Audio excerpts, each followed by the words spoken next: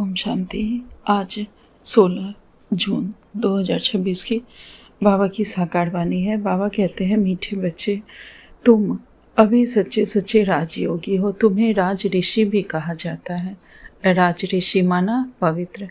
आज का प्रश्न है, तुम बच्चे मनुष्यों को माया रूपी रावण की दलदल से कब निकाल सकेंगे? तुम बच्चे मनुष्यों को माया रूपी रावण की दलदल से कब निकाल सकेंगे? उत्तर, जब तुम खुद उस दलदल से निकले हुए होगे। जब हम खुद उस रावण के दलदल से निकले हुए होंगे तब हम किसी को हाथ बढ़ाकर निकाल सकते हैं। दलदल से निकलने वालों की निशानी है इच्छा मात्रम अविद्या, एक बाप के सिवाय और कुछ भी याद ना आए। अच्छा कपड़ा पहने, अच्छी चीज़ खाए, यह लालच ना हो।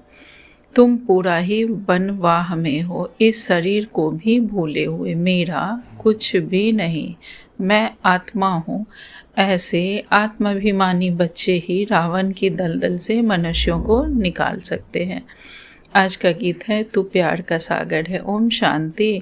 कोई समय गीत जब बजाया जाता है तो बच्चों से गीत का अर्थ भी पूछते थे।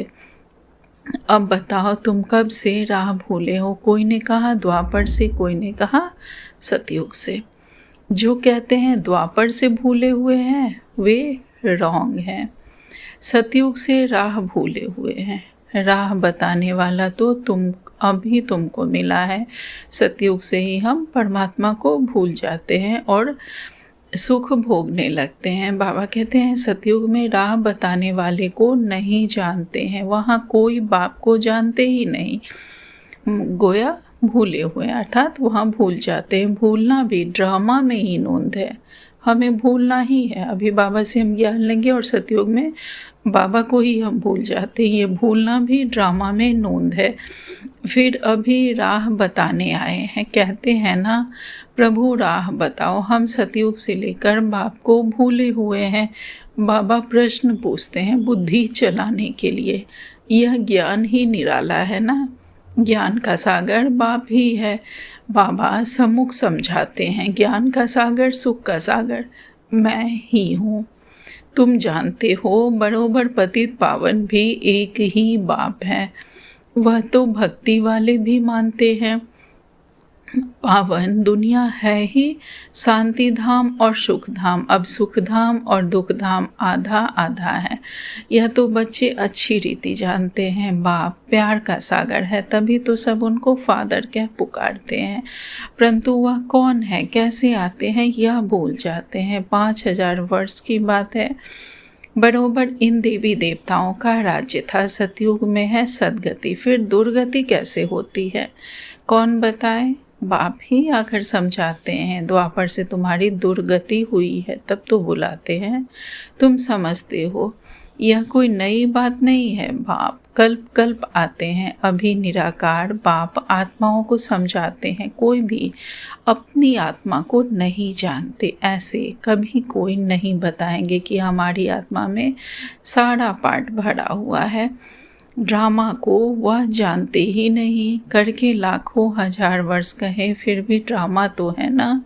ड्रामा रिपीट होता है, यह तो कहेंगे ना। यह ज्ञान बाप ही बच्चों को सम्मुख देते हैं, मुख से बात कह रहे हैं। तुम जानते हो, हमको शिव बाबा ने ब्रह्मा द्वारा अपना बनाए ब्राह्मण बनाया है। शिव बाबा का यह बच्चा भी है, बन्नी स्त्री भी है। देखो कितने बच्चों की संभाल की जाती है ब्रह्मा बाबा द्वारा। शिव बाबा कितने बच्चों की संभाल करते हैं, उन्हें अपनी बन्नी स्त्री बनाते हैं। बाबा कहते हैं, देखो कितने बच्चों की संभाल की जाती है। अकेला मेल होने के कारण सरस्वती को मददगार बनाया है, मम्मा को, कि बच्चों को संभालो। यह बातें शास्त्रों में नहीं है, यह है प्रैक्टिकल। बाप ही राजयोग सिखाते हैं। जिनको राजयोग सिखाया वह राजा हैं, बने 84 जन्मों में आए। बाइबल, कुरान, वेद, शास्त्र आदि पढ़ते तो बहुत है, परंतु समझते कुछ भी नहीं है। अभी तुम कोई तत्व योगी नहीं हो। तुम्हारा तो बाप से योग है, अर्थात बाप की याद है, हमारा बाबा से योग है अर्थात बाबा की याद में रहते हैं। तुम अभी राजयोगी राज ऋषि हो अर्थात योगी राज हो। योगी पवित्र को कहा जाता है। स्वर्ग की रजाई लेने के लिए तुम योगी बने हो। बाप पहले पहले कहते हैं पवित्र बनो, योगी नाम ही उनका है। तुम सब राजयोगी हो। यह तुम ब्रह्मा मुख वंशावली ब्राह्मणों की बात है। तुम राजयोग सिखा रहे हो। स्टूडेंट हो गए ना, स्टूडेंट को कब टीचर भूलेगा क्या? जानते हो शिव बाबा हमको पढ़ा रहे हैं, परंतु माया फिर भी भुला देती है। तुम अपने पढ़ाने वाले टीचर को भूल जाते हो। भगवान पढ़ाते हैं, यह समझे तब तो नशा चढ़े। स्कूल में ICS पढ़ते हैं ना, तो कितना नशा रहता है। तुम बच्चे तो 21 जन्म के लिए यह राजयोग की पढ़ाई पढ़ते हो। पढ़ना तो फिर भी होता है, राज विद्या भी पढ़नी पड़े, भाषा आदि सीखनी पड़ी। तुम बच्चे समझते हो। सतयुग से हम यह राह भूलनी शुरू करते हैं। फिर एक एक ढाका पौड़ी स्टेप एक एक जन्म में नीचे उतरते हैं। अभी तुमको सारा याद है हम कैसे चढ़ते हैं, कैसे हम उतरते हैं। यह सीढ़ी अच्छी रीति याद करो। 84 जन्म पूरे हुए, अब हमको जाना है। तो खुशी होती है। यह बेहद का नाटक है। आत्मा कितनी छोटी है। पाठ बजाते बजाते आत्मा थक जाती है। तब कहते हैं बाबा राह बताओ, तो हम विश्राम पाए, सुख शांति पाए। तुम सुखधाम में हो तो तुम्हारे लिए वहाँ सुख शांति भी है, वहाँ कोई हंगामा नहीं। आत्मा को शांति है। शांति के 2 स्थान है, शांति धाम और सुख धाम। दुख धाम में अशांति है। यह पढ़ाई है। तुम जानते हो हम को बाबा सुख धाम वाया शांति धाम में ले जाएंगे। सुखधाम सतयुग में, पहले शांति धाम हम लोग जाएंगे, फिर सुखधाम जाएंगे। तुमको कहने की दरकार नहीं, तुम जानते हो। हम यहाँ पाठ बजाने आए हैं, फिर जाना है। यह खुशी है, शांति में खुशी नहीं है। पाठ बजाने में हमको मज़ा आता है, खुशी होती है। जानते हैं बाप को याद करने से विकर्म विनाश होंगे। कोई कहते हैं हमको मन की शांति मिले, यह अक्षर भी रॉन्ग है। नहीं, हम बाप को याद करते हैं कि विकर्म विनाश हो। शांत तो मन रह ना सके, कर्म बिगड़ रह नहीं सकते। बाकी महसूसता आती है। हम बाप से पवित्रता सुख शांति का वर्षा ले रहे हैं, तो खुशी होनी चाहिए। यह तो है ही दुख धाम, इसमें सुख हो नहीं सकता। मनुष्य शांति धाम सुख धाम को भूल गए हैं। तो जिनको बहुत पैसा है समझते हैं हम सुख में हैं। सन्यासी घर बार छोड़ जंगल में जाते हैं, कोई हंगामा तो है नहीं, तो शांत हो जाते हैं। परंतु वह हुआ अल्पकाल के लिए, वह कुछ समय के लिए है। आत्मा का जो शांति स्वधर्म है उसमें तुम शांति में रहते हो। यहाँ तो प्रवृत्ति में आना ही है, पाठ बजाना ही है। यहाँ आते ही हैं हम कर्म करने। कर्म में तो आत्मा को जरूर आना ही है। तुम बच्चे समझते हो, यह समझानी बेहद का बाबा हमें दे रहा है। निराकार भगवानुवाच, अब तुम जानते हो हम आत्मा हैं। हमारा बाप परम आत्मा है। परम आत्मा माना परमात्मा, उनको यह आत्मा बुलाती है। वह बाप ही सर्व का सद्गति दाता है। अब बाप कहते हैं बच्चे देही अभिमानी बनो, यही मेहनत है। आधा कल्प से जो खाद पड़ती है वह इस याद से ही निकलेगी।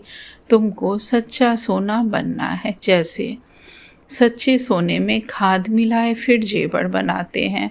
तुम असूल में सच्चा सोना थे, फिर तुम्हारे में खाद पड़ती है। अब तुम्हारी बुद्धि में है। हमने पाठ बजाया है।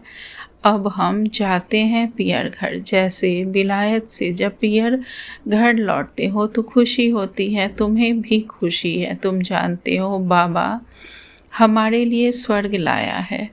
बेहद के बाप की सौगात है, बेहद की बादशाही अर्थात सद्गति। सन्यासी लोग मुक्ति की सौगात पसंद करते हैं। कोई मरता है तो कहते स्वर्गवासी हुआ। सन्यासी कहेंगे ज्योति ज्योत समाया, जिसमें सब मिल जाएंगे। वह तो रहने का स्थान है जहाँ हम आत्माएं रहती हैं। बाकी कोई ज्योति व आग थोड़े ही है जिसमें सब मिल जाए। ब्रह्म महातत्व है जिसमें आत्माएं रहती हैं। बाप भी वहाँ रहते हैं। वह है भी बिंदी। बिंदी का किसको साक्षात्कार हो तो समझ नहीं सकेंगे। बच्चे बहुत कहते हैं बाबा याद करने में दिक्कत होती है, बिंदु रूप को कैसे याद करें।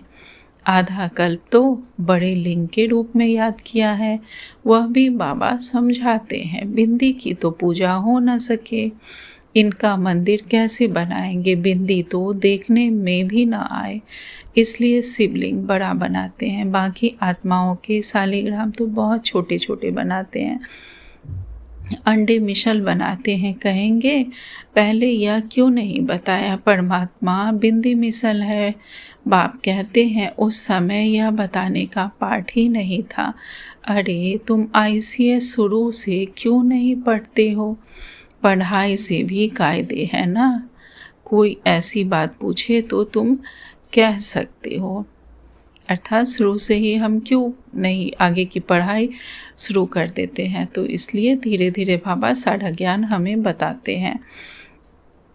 बाबा कहते हैं कोई ऐसी बात पूछे तो तुम कह सकते हो। अच्छा बाबा से पूछते हैं, वह हमारे से बड़ी टीचर है, उनसे लिख कर पूछते हैं। बाबा को बताना होगा तो बताएंगे, वह तो कहेंगे आगे चलकर समझ लेंगे। एक ही टाइम तो नहीं सुनाएंगे ना, सारा ज्ञान तो एक ही समय नहीं देंगे। यह सब है नई बातें, तुम वेद शास्त्रों में जो है बाप बैठ सार बताते हैं। यह भी भक्ति मार्ग में नोंद है, फिर भी तुमको पढ़ने ही होंगे। यह भक्ति का पाठ बजाना ही होगा, पतित बनने का भी पाठ बजाना है। कहते हैं भक्ति में दुबन में फंस गए, भक्ति में कीचड़ में फंस गए। बाहर से तो खूबसूरती बहुत है, जैसे रुन्ने के पानी का मिसाल देते हैं। भक्ति में सुहानी आकर्षक बहुत है, भक्ति में आकर्षण बहुत है। बाप कहते हैं यह रुन्ने का पानी अर्थात मृग तृष्णा के समान है। इस तुबन में हम फंस जाते हैं, फिर निकलना ही मुश्किल हो जाता है। एकदम फंस पड़ते हैं, जाते हैं औरों को निकालने, फिर खुद फंस पड़ते हैं। ऐसे बहुत फंस पड़े। आश्चर्यवत सुनंती कथंती औरों को निकालवंती, चलते चलते खुद फंस पड़ते हैं। कितने अच्छे अच्छे फर्स्ट क्लास थे, फिर उनको निकालना बड़ा मुश्किल हो जाता है। बाप को भूल जाते हैं तो दुबन से निकालने में कितनी मेहनत लगती है, कितना भी समझाओ बुद्धि में नहीं बैठता। अब तुम समझ सकते हो कि हम माया रूपी रावण की दलदल से कितना निकले हैं। जितना जितना निकलते जाते हैं उतना उतना खुशी होती है। जो खुद निकला होगा उसके पास शक्ति होगी दूसरों को निकालने की। बाण चलाने वाले कोई तीखे होते हैं तो कोई कमज़ोर होते हैं। भील और अर्जुन का भी मिसाल है ना। अर्जुन साथ रहने वाला था। अर्जुन एक को नहीं, जो बाप के बनकर बाप के साथ रहते हैं उनको कहा जाता है अर्जुन। अर्जुन किसे कहा जाता है, जो बाबा के बने और बाबा के साथ रहे। बाबा हमारा कृष्ण के समान मार्गदर्शन करते रहें। तो बाबा के वो सब बच्चे अर्जुन हैं। साथ में रहने वाले और बाहर में रहने वाले की रेस कराई जाती है। भील अर्थात बाहर में रहने वाला तीखा चला गया। दृष्टांत एक का दिया है, बात तो बहुतों की है, दृष्टांत एक का है। एक की कहावत है कि भील जो बाहर रहकर आश्रम से बाहर रहा लेकिन फिर भी वो आगे चला गया। एकलव्य का जो ये है मिसाल दिया गया है। तो बाबा कहते हैं बात तो बहुतों की है, तीर भी यह ज्ञान का है। हर एक अपने को समझ सकते हैं। हम कितना बाप को याद करते हैं और कोई की याद तो नहीं आती है। अच्छी चीज़ पहनने व खाने की लालच तो नहीं रहती।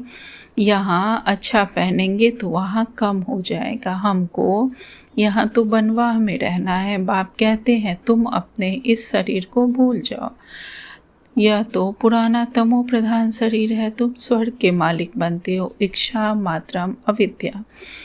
बाप कहते हैं तुम यहाँ जेवर आदि नहीं पहनो। क्यों ऐसा कहते हैं?